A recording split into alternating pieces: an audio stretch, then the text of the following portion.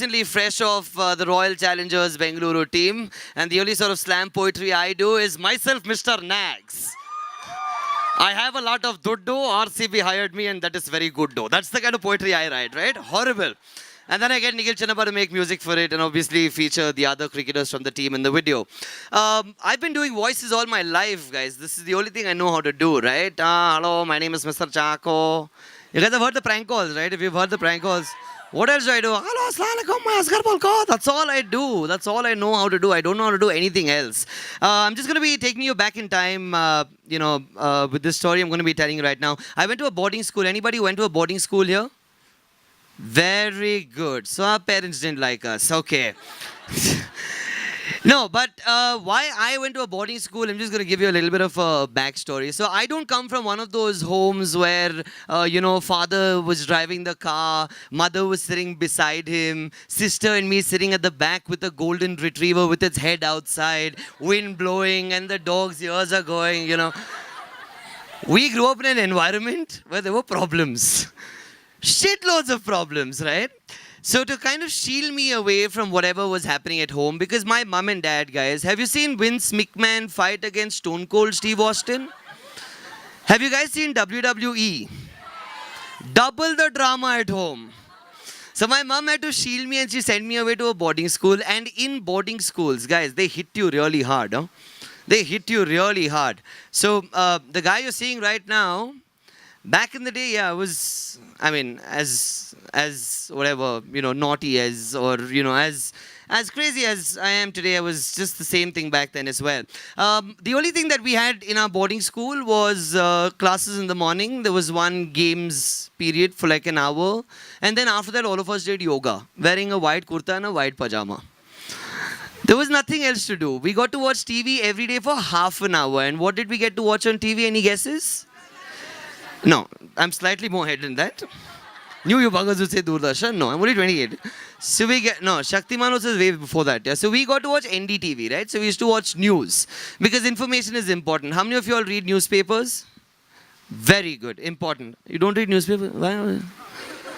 How do you type app on mobile phone? You follow now what's happening in the world. Who retired just now? Who just said he doesn't want to be who's the governor of RBI? No, I'm asking. He doesn't care. He's like, Modi Zindabad, that's all.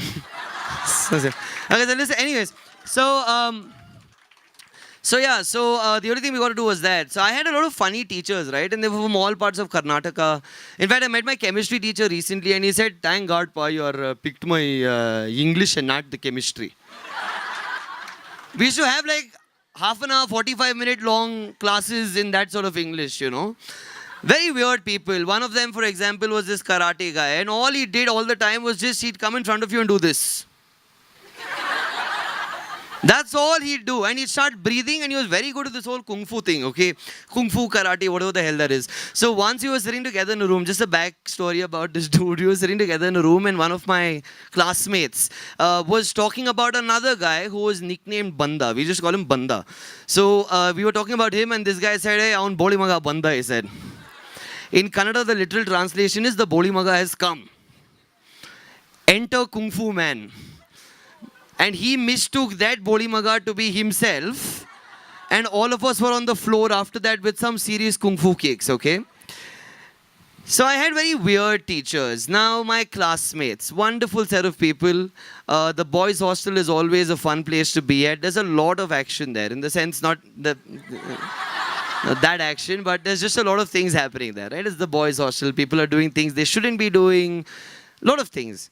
So one evening, I remember sitting with my classmates and imitating all the teachers. That's all I knew how to do right through school. I'd imitate them. I'd pick mannerisms like that. My mother and sister seconded. They hear. That's all I did as a child. I just picked mannerisms and gave it back in the exact same manner, and that would make people laugh. Everybody had a great time. We said good night to each other. I went back to my room and I was on my bed. And at about 11 o'clock, Kung Fu Man enters. Right? And in school, if a teacher comes to your room after 10 o'clock in the night, you've done some shit. You've done something wrong. So he tells me, come out.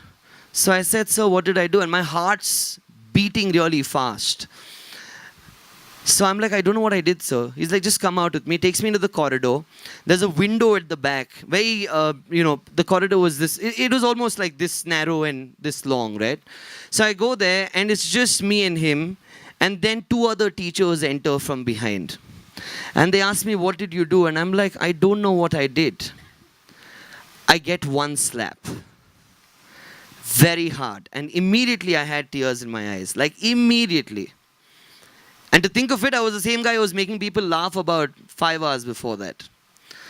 The second teacher asks me,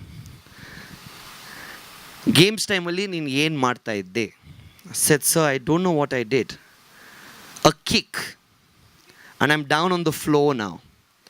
The third teacher, I will tell you the school's name. Yeah, we had corporal punishment back in the day. That time you couldn't go and say, you can't hit me and all that. Huh? We grew up with that period where we used to get hit. The third kick again, and now I'm on the floor and I'm crying. And I'm like, I don't know what I did. He calls my classmates. These people I was sitting and, cracking these jokes with. They come in the front and they pull a recorder out. And they play the clip and it's me imitating all these teachers. Now, little did I know that my classmates would get together and beat me up as well.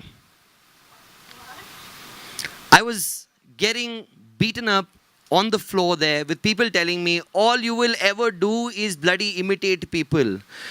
Is it even of any use to the world or to you? And I was down there, and believe you me, at that point, I really didn't know that I'd grow up one day to do the same bloody thing. And today I get paid to do that same stuff, man. Very strange, right? Now I'm just going to be leaving you with a couple of things, guys. Number one, if you are in college, if you're in school, and if you're sitting in this audience, never be an asshole to someone.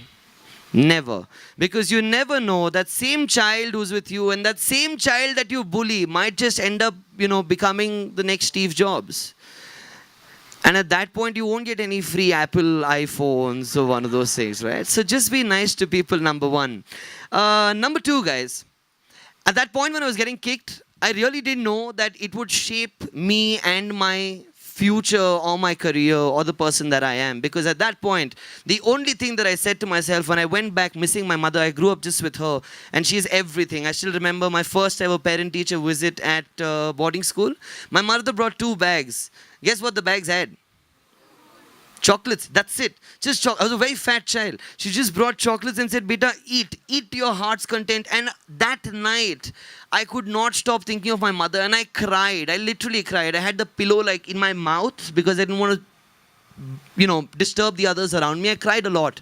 And the only thing I said to myself was, you know what, one day I'm going to shape myself up and I'm going to do what I do so well that the world is going to know me. Right now, Bengaluru does, and I'm sure the world will know me soon. Thank you very much.